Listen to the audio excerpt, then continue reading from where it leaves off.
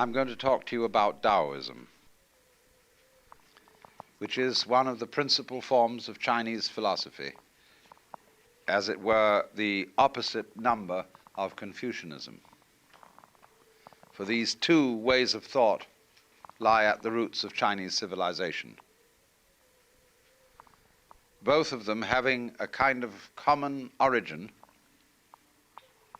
in the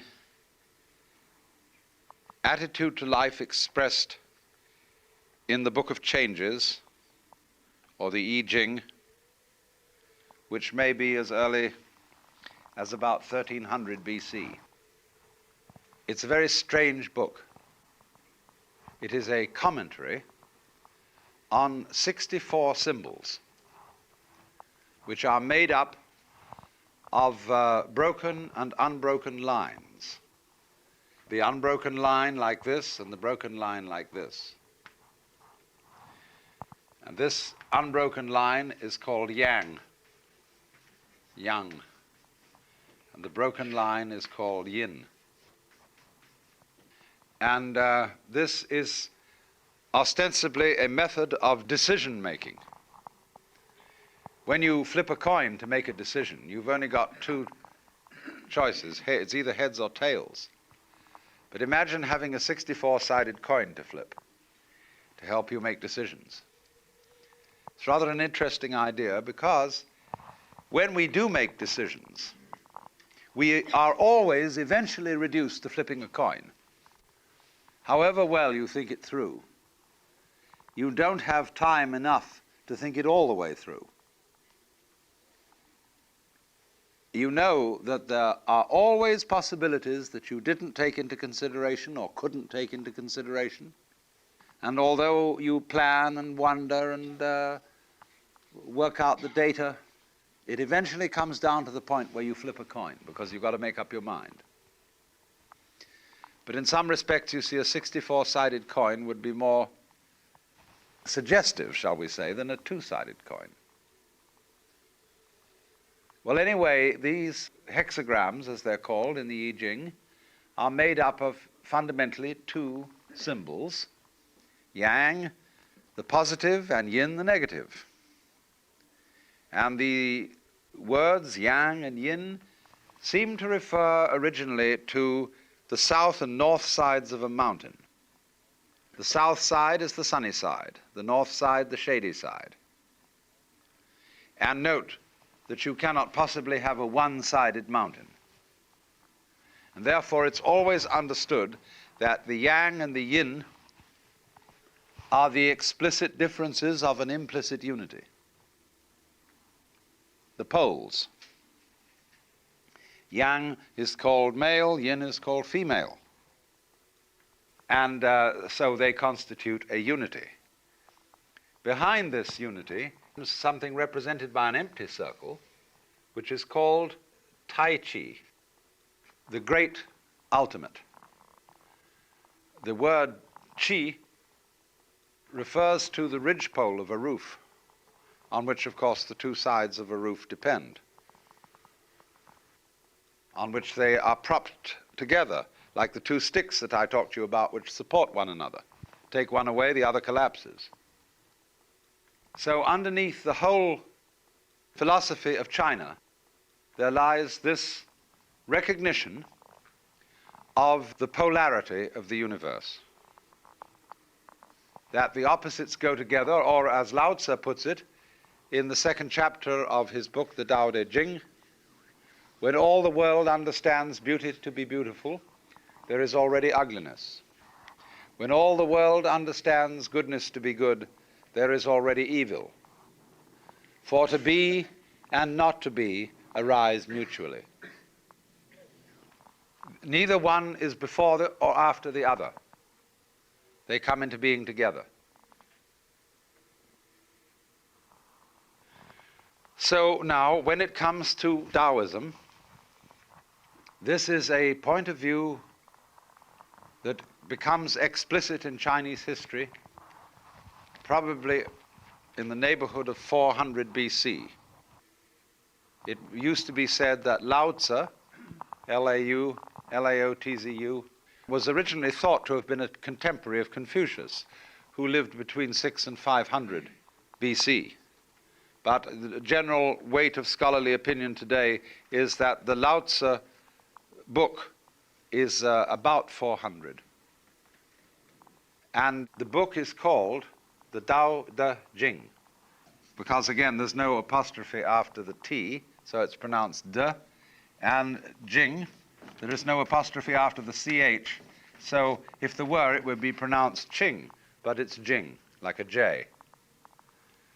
And so Jing in Chinese means a classical book or scripture.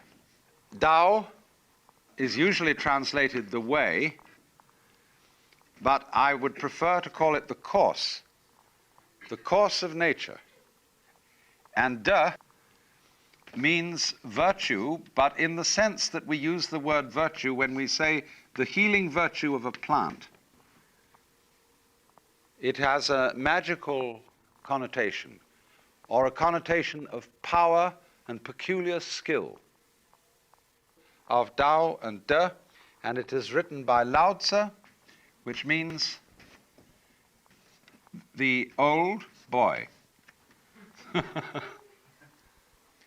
The legend, of course, is that Lao Tzu was the librarian of the imperial court, who, when he became an old man and sick of the intrigue of court life, decided to vanish into the mountains.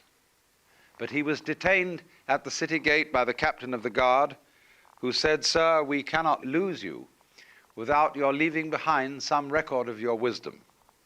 And so he prevailed upon him to sit in his gatehouse and write down this book, which is a very short, laconical book, and it is divided into two main sections, one about Tao and one about De. He was followed in due course by a number of successors, of which the most important is somebody called Zhuangzi. And this man is really marvelous. He's one of the very few philosophers who have ever lived who was a great humorist. And if you get the modern library edition of The Wisdom of Lao Tzu, translated by Lin Yutang, you will find in that lots of Zhuangzi, translated as a commentary on Lao Tzu. And he is really delightful. He's a delicious person to read, because he has a kind of humor wherein he caricatures his own philosophy and takes it to absurd extremes just for the joke of it. And he puts a lot of his philosophy into the mouth of Confucius just to confuse everyone.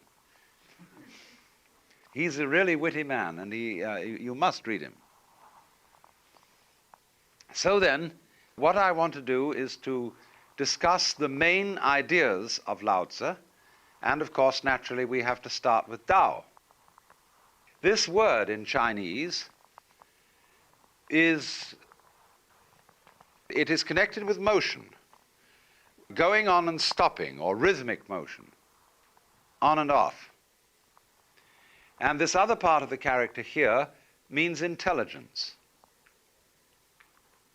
So you've got intelligent motion, the course of nature. But the character also means to speak. And so it's rather like the Greek logos. The first verse of Lao Tzu's book starts out by saying something that you really can't translate. Tao can do, can be. Again, Tao. The Tao which can be Tao, not. This character means regular or eternal, Tao. And so we normally translate this, the Tao which can be spoken is not the eternal Tao. It could mean also the way which can be weighed, traveled, is not the regular way. But most commentators agree to the first translation. The Tao which can be described is not the eternal Tao. Then why go on to write a book about it? Well, consistency is a virtue of small minds. So you have in the idea of Tao the flow of life, the flow of events, the world considered as a stream. And water is very often used by Lao Tzu to give the idea of Tao, because water always takes the line of least resistance. Water is very soft, and yet one of the strongest things in the world. You can chop water with a sword, but leave no wound. You can't squeeze it. You can't compress it. Wonderful stuff. And elsewhere he says, man at his birth is supple and tender, but in death he is rigid and hard. Thus suppleness and tenderness are the marks of life, and rigidity and hardness the marks of death. Tao is always gentle, you see, always yielding. It is feminine in a way. Lao Tzu says, although you may be a male, always have a certain feminine quality, and thus you will become a universal channel. That has particularly to be learned by men in the United States, who tend to overcompensate masculinity, to be ashamed of gentleness, and to emphasize a kind of attitude to life, which usually indicates a fear of incipient homosexuality.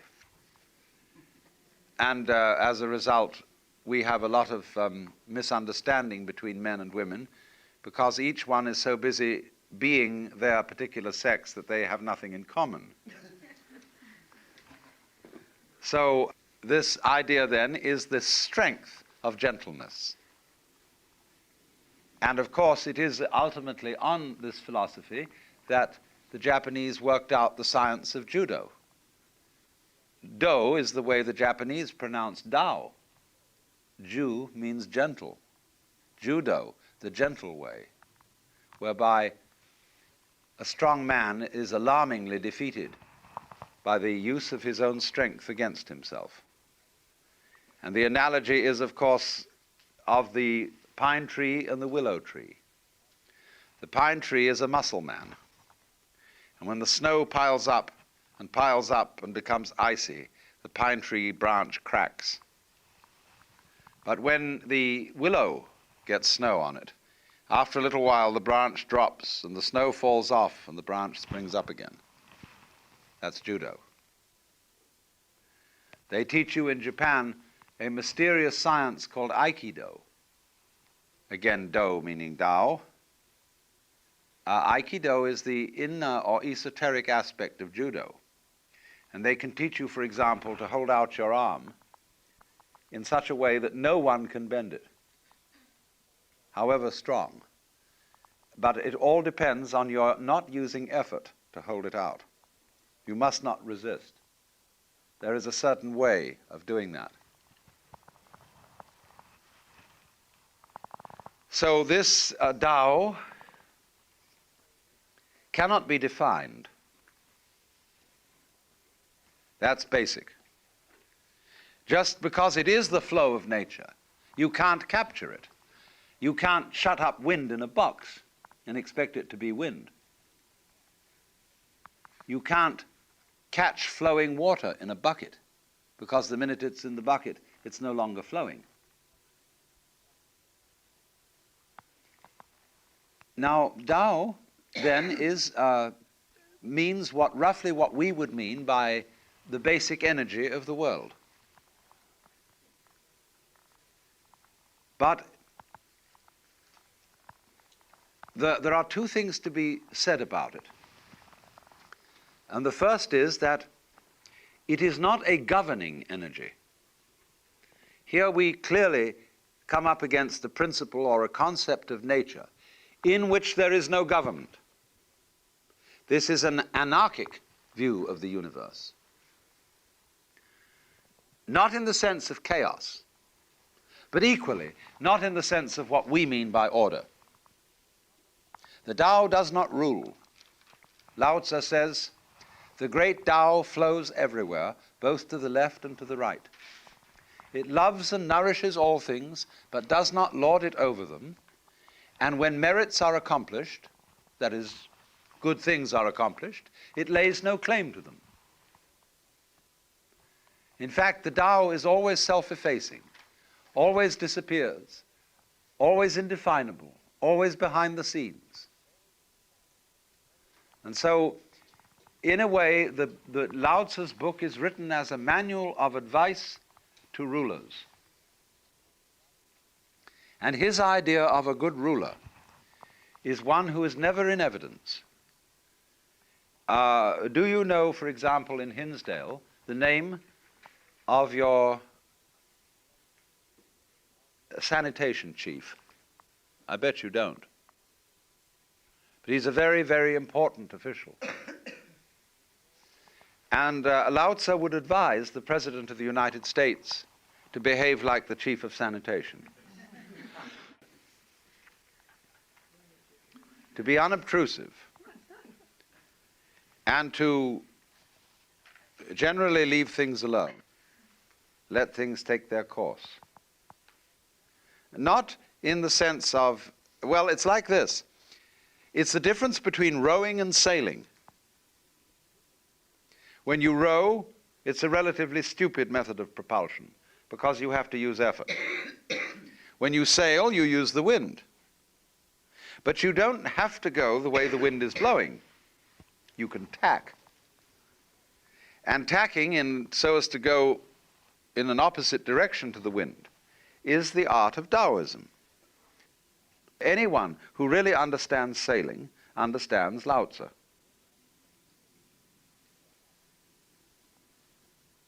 So the next thing is that the Tao has a kind of order, but it's not quite what we mean by order. When we speak of order, we usually tend to think of something symmetrical, of something like a library, you know, where all the shelves are rectangular.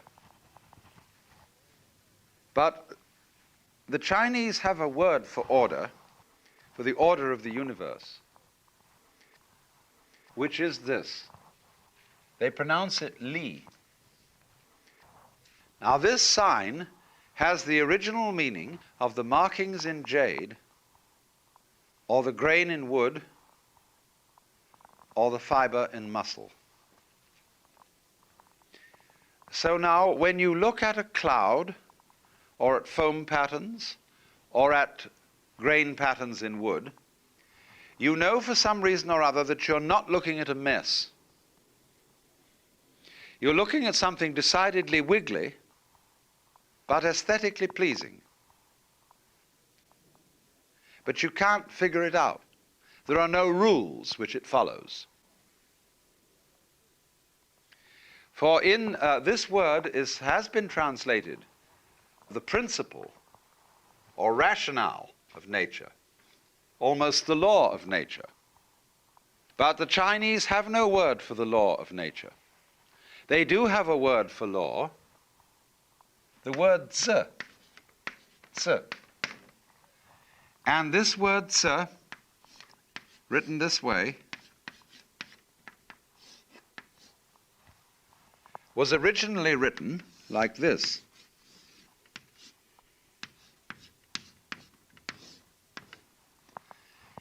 And that represented a cauldron, an iron cauldron, with a knife beside it for scratching on the cauldron. Because in very distant times, certain emperors had the laws of the land written on the sacrificial cauldrons to which the people brought offerings, so that when they offered the sacrifices, they could read the laws. But certain sages said you should never do that, because if you write the laws down, people will develop a litigious spirit, and they will always be yakking over what it means. And therefore lawyers will have to define them more carefully. And then other lawyers will drive a carriage with 6 horses right through that. And then other lawyers must again define the laws more carefully. And that's the state we're in today, where we are utterly hamstrung by law. So the Tao is described as being Wu Zi. Wu means is this character, non-legal. The Tao is non-legal in its nature, but it is this, it is Li, and that means orderly in a way that cannot be defined. Just like your own nervous system is certainly orderly, but nobody has been able to figure out the principle of it. But you know at once, without being able to say how, the difference between Li and rigidity and Li and mess, chaos. So what you might call the best way of translating Li into English is to call it organic pattern. That's what it is. But we don't really know what that is because we are it. We are organic pattern. And just as we can't bite our own teeth, we cannot define our own organization. We are it, and that's all we need to be, because the teeth don't need to bite themselves. A saw doesn't need to cut itself. The sun doesn't need to illuminate itself. So then this is the principle of Tao, but it is not law. If it were law, of course, the Tao which could be spoken would be the eternal Tao. But it can't be uttered.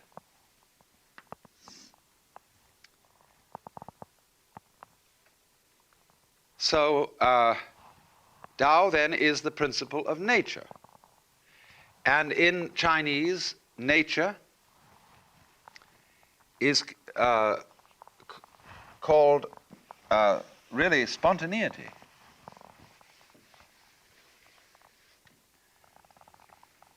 We use the word nature for the Chinese expression zi,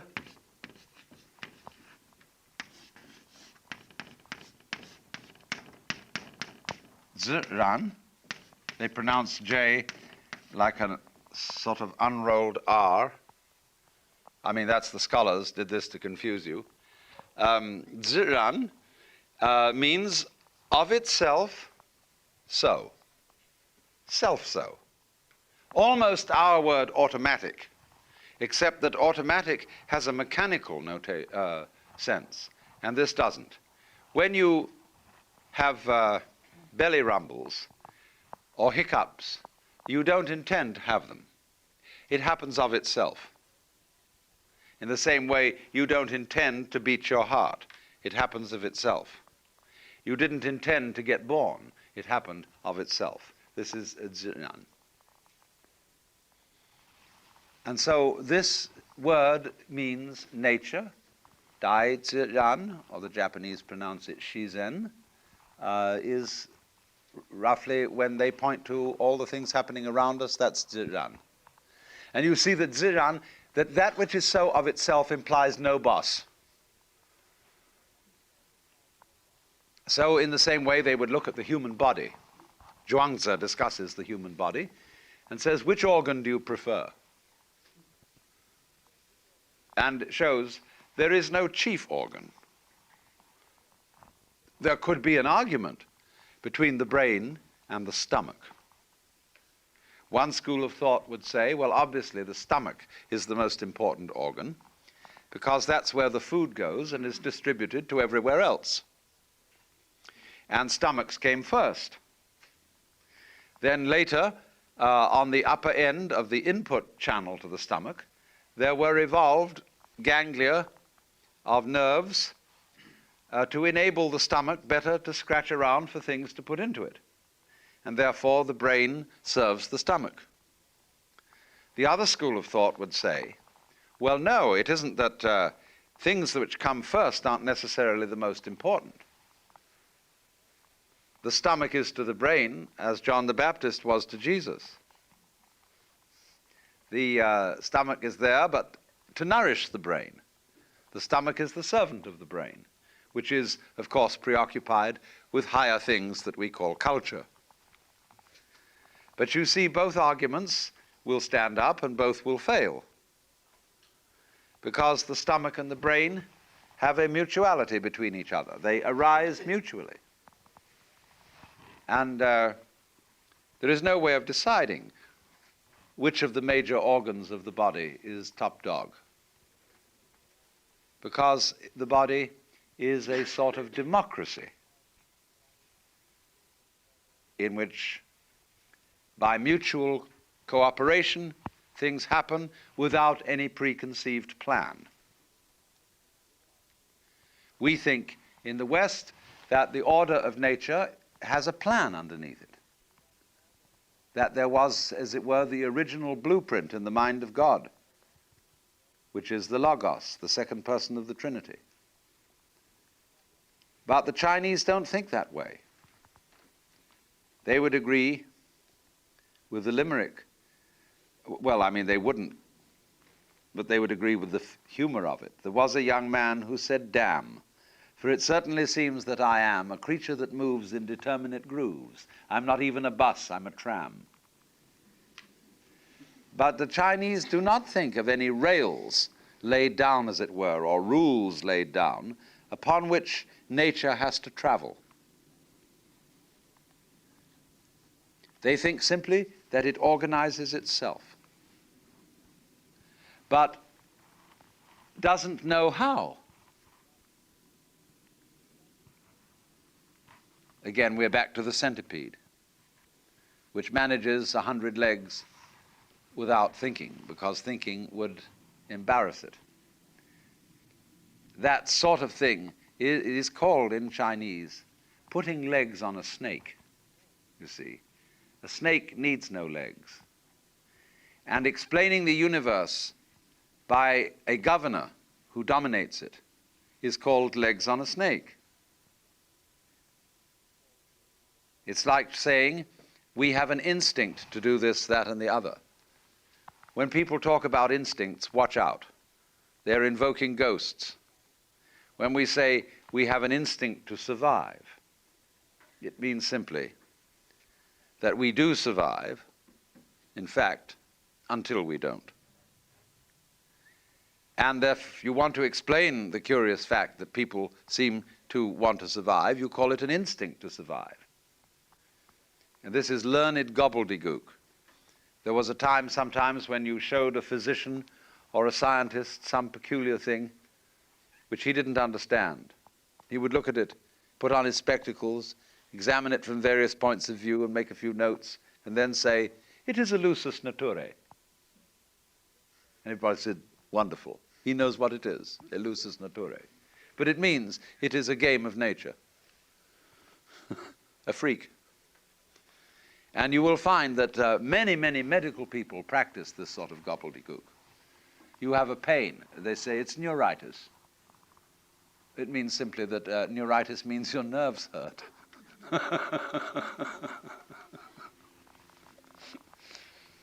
So it's always good to translate medical language back into English, and you begin to get some idea of what's happening. Now, the next thing to take up is the word de. And as I said, this means virtue, power, sometimes magic. When we say a person is a virtuoso, we have something of the meaning of de in it.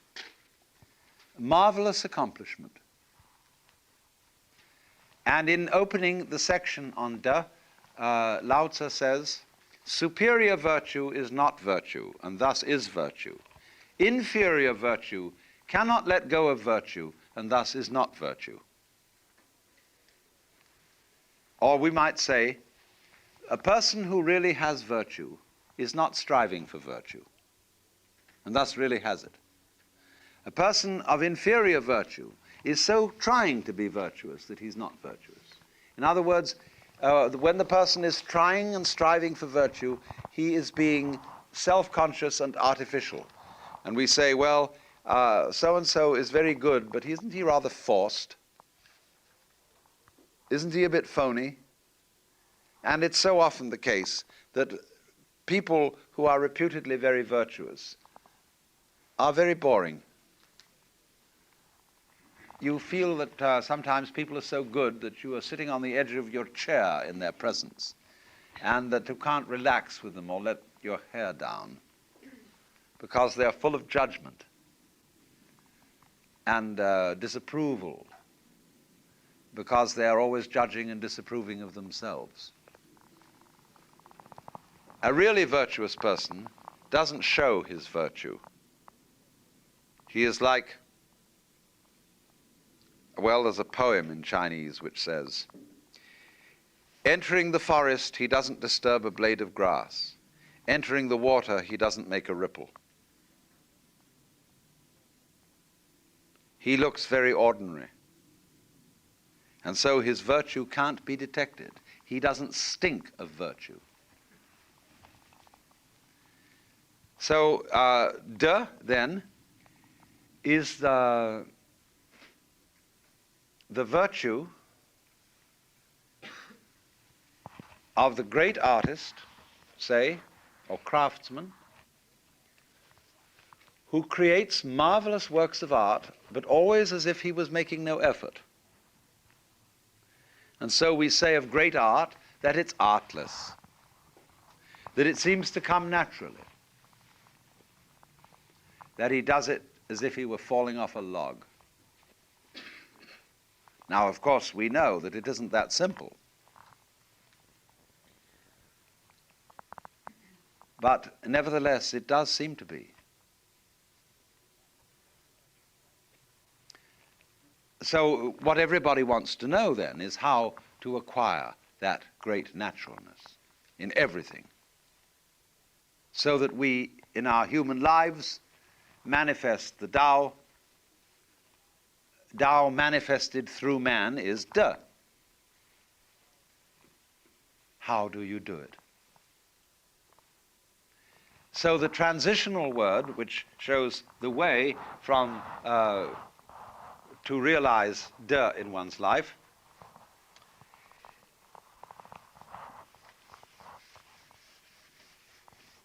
I don't need to write the character again because it's already here, this one.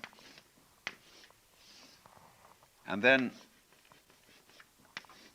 with this character,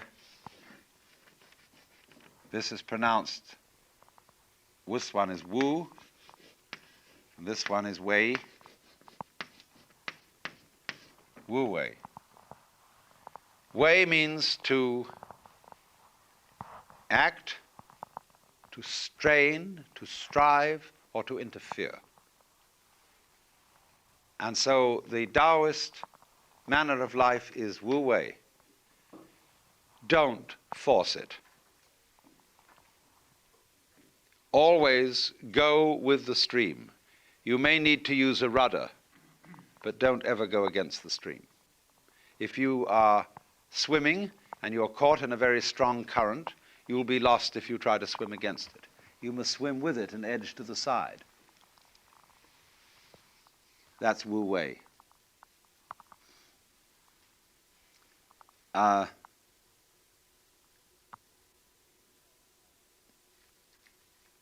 This has been very well understood even by the samurai in Japan, who, when they became very great, real masters of swordsmanship, always found out and belonged to the no-sword school. Because the real master of the sword never uses one. There is a story that there were in Japan in ancient times 2 master swordsmiths. And there was a great debate as to which of them was the better. So some soldiers took a sword made by each master and decided to test them out. They first took a sword made by the man who, in general opinion, was perhaps a little inferior. And they went to a stream, and they dipped the sword in the stream with the edge of the blade facing upstream. They dropped a piece of paper on the stream. And it floated towards the sword, and as it floated, the sword simply divided it in two. The two pieces of paper joined together on the other side and went on down the stream. They then took the blade of the man reputed perhaps to be the greatest master and thought, well, it'd be pretty difficult to improve on that. But we'll try it anyway. So they gave the same test. But as the piece of paper approached the sword, it moved over to one side, skirted it altogether, and went on.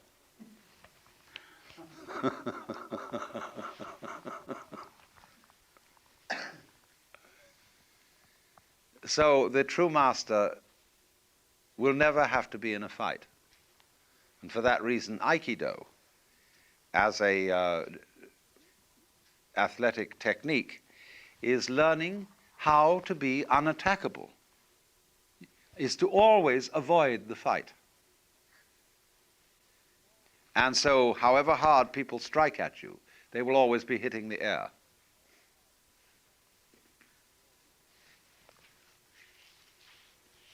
That's De, you see, that's magical power. But it all comes about through not using effort, not straining at anything, never strain. Like you never force a key in a lock, you'll just bend the key. You jiggle and jiggle and jiggle until it turns smoothly. Or put oil on it or something. But never force it. Same way when you use your eyes.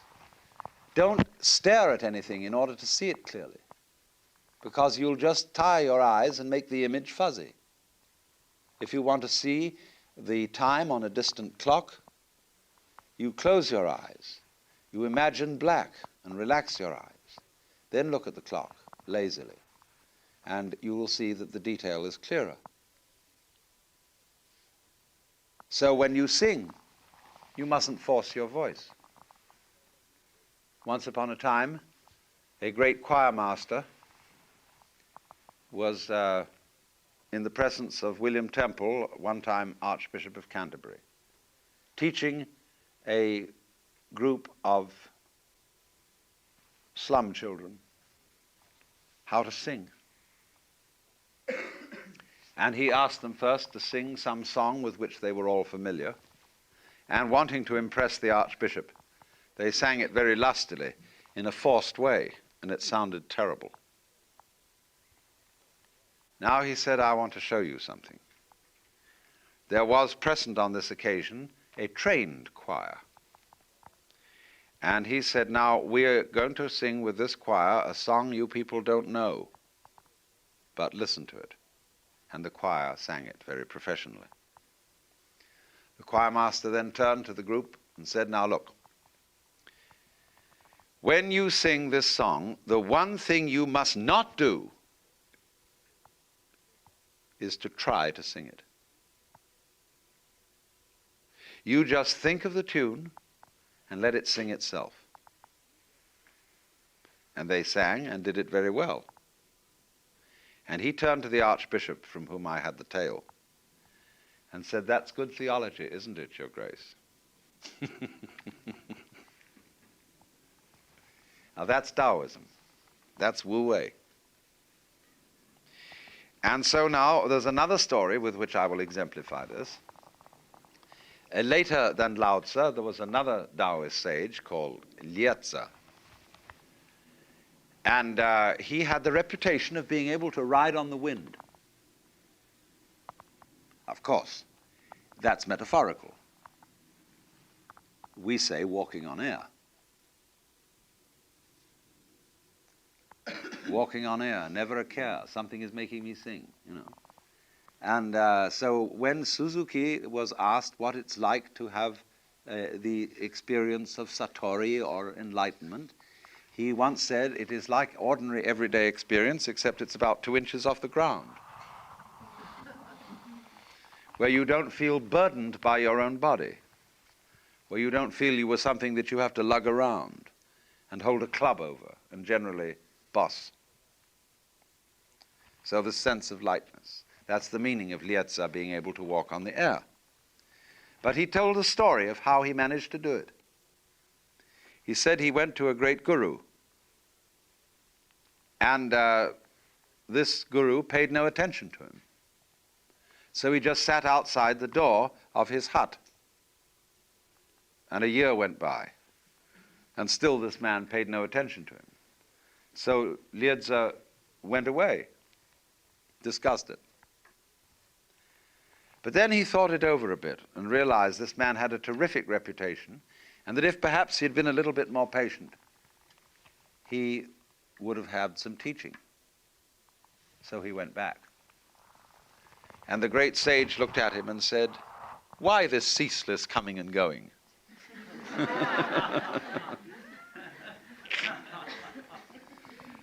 So he sat down again at the entrance of the hut, and for a further year attempted to control his mind in such a way as never to think of profit or loss or advantage or disadvantage.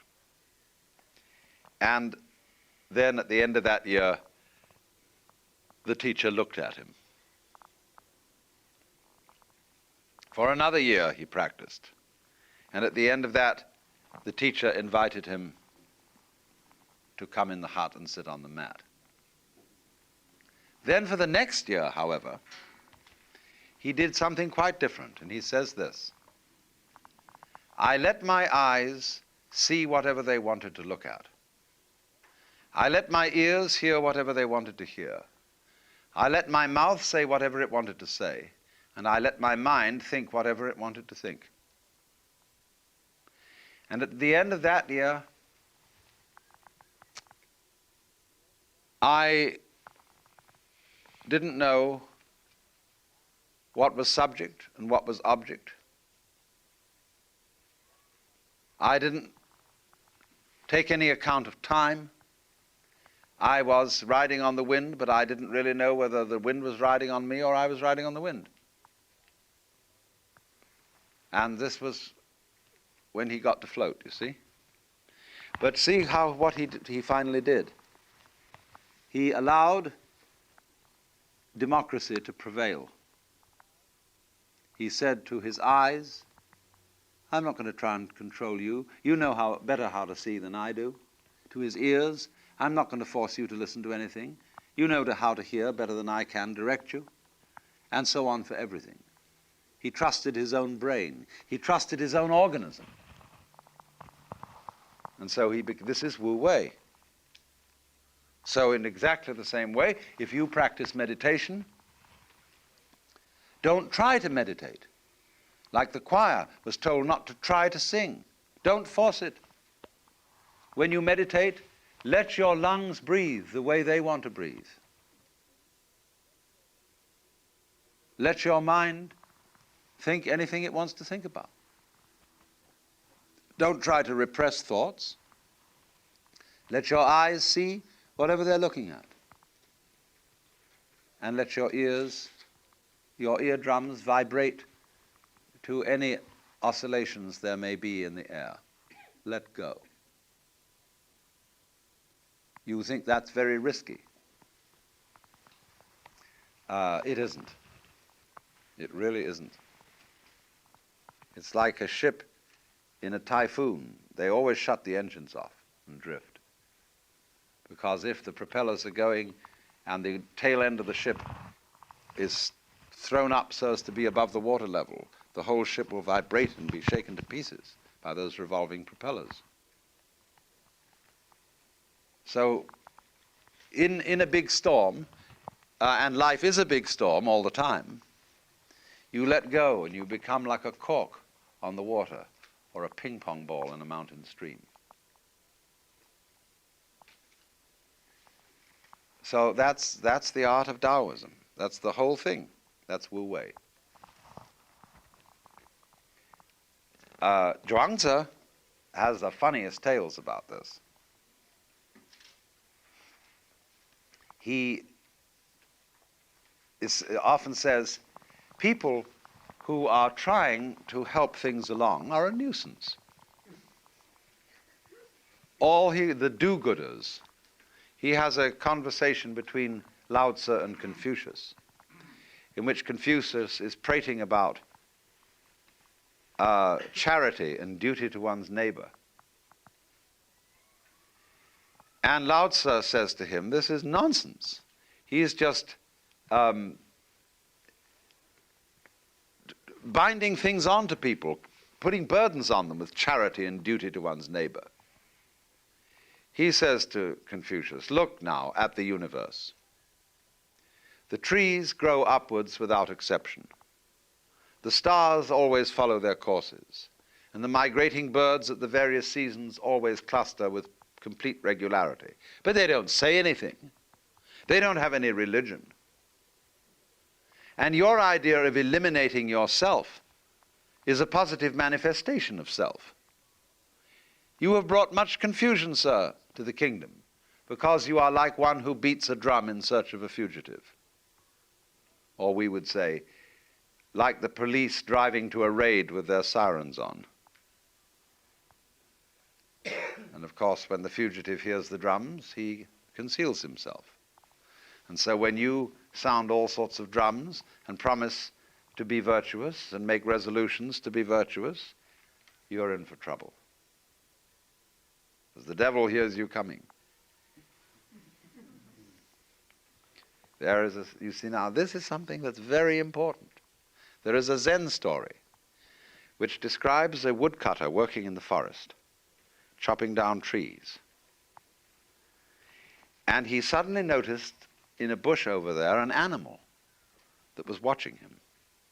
And this animal is a Satori animal. And he thought, I'm going to get that animal for lunch. But the animal could read his thoughts. And the animal said to him, you think you're going to catch me, don't you? And the woodsman looked round and he made for it, and the animal vanished. And then appeared at the opposite end of the clearing, laughing, saying, you can't catch me. But he thought, the next time I see that animal, I'm going to move to the opposite end of the clearing from which it appears, catch it that way. And the animal said, you're thinking, aren't you, to go to the opposite side of the clearing from which you see me? And for a while, the man tried, by going in various directions with his axe, to catch this animal, all to no avail. So he got disgusted and went back to chopping the tree. And the animal laughed at him again and said, so you've given up. And just that moment, the axe head flew off the axe and killed the animal. You see? He had to get it without intention to do so. That's what's called purposelessness in Taoism, which is a form of Wu Wei. And a Taoist text says, when purpose has been used to achieve purposelessness, the point has been grasped.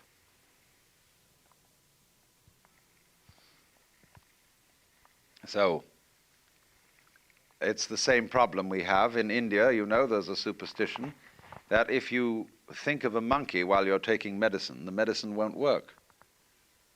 So you're in the predicament of trying not to think of the monkey while taking medicine.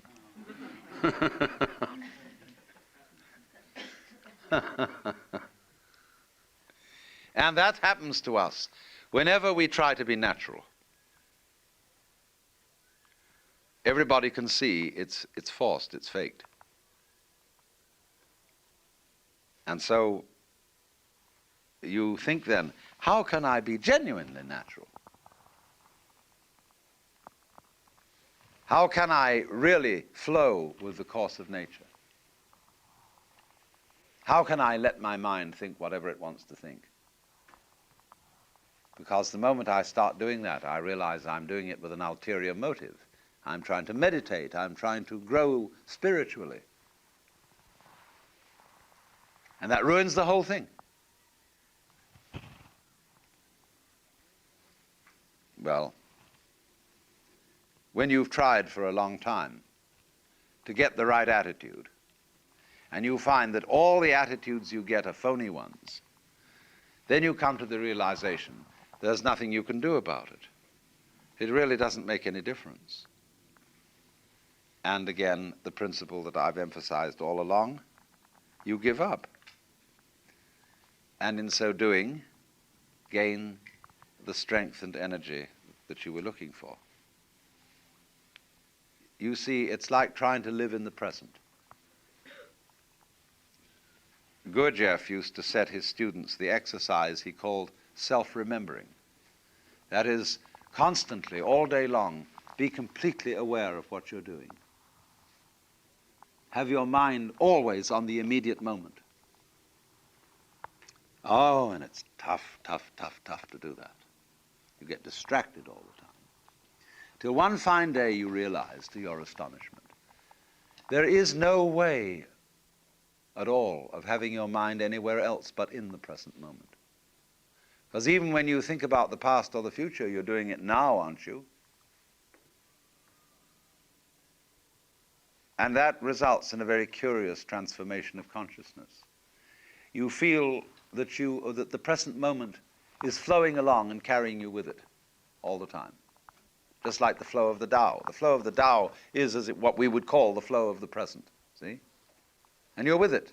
There's no way of being anywhere else. The Zhongyong, the book called The Unwobbling Pivot, says the Tao is that from which one cannot deviate. That from which one can deviate is not the Tao. Or to put it into the form of a Zen story, the master Joshu said to Nansen, "What is the Tao?" Nansen replied, "Your everyday mind is the Tao." Joshu asked, "How do you get into accord with it?" Nansen replied, "When you try to accord, you deviate."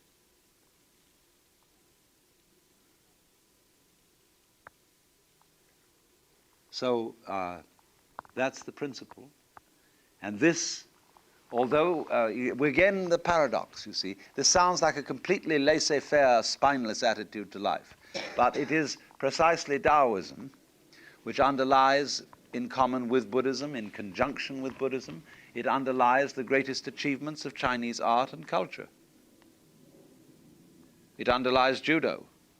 It underlies the Zen arts of Japan, calligraphy, architecture, gardens. It is the form of Chinese philosophy which in subsequent years became most interested in science and in the study of nature. The Confucians never had any interest in science because they were bookish people. They were all absorbed in texts. They were essentially scholastics and never opened the book of nature. But the Taoists were always observing natural phenomena, how they worked. They were interested above all in manual skills and using the Tao to perfect manual skills.